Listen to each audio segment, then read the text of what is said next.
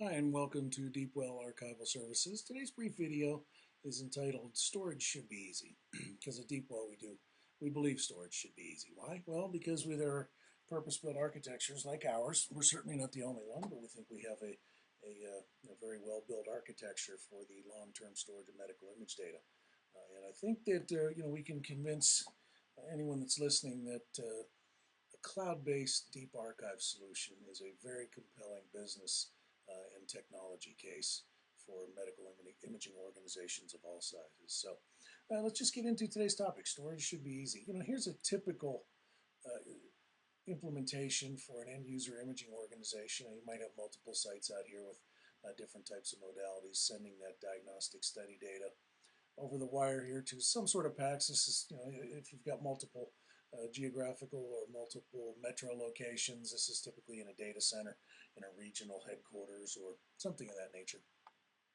You've typically got a PACS solution. Okay, the PACS has its primary storage, and that may or may not be tightly integrated with the archive solution, so that you may have a secondary.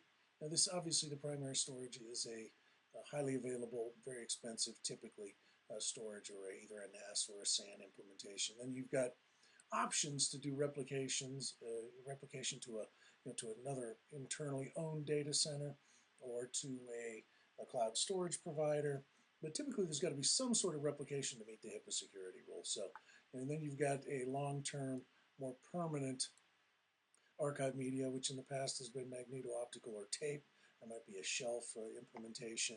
But all throughout this process, you've got the same issues. You've got technology obsolescence, end of life, data migrations are inevitable over a 7-year retention period, which is typical for most image data containing PHI. So again, you've got the system administration, heavy touch system administration, employees with payroll benefits, days off, all those sorts of things that, typically plague the human resources component of this. Our attitude is use your human resources to focus on your core business, which is diagnostic imaging. But again, you can see the complexity and the cost of these types of environments. We'll get into the actual costs a little bit later.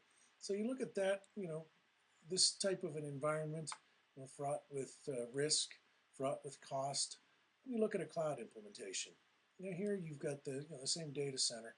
You've got a PACS. We don't want to tread on the traditional PACS implementation. We think it's the PACS offers end users a great solution for the management of medical image data, at least for the time being. So you've got the PACS tightly integrated with its primary storage. Okay, then you've got our solution, which is an on-site, off-site implementation. This is all automated. Our on-site server integrates with the PACS so but it doesn't interfere with the operation of the PACS at all. It's very important.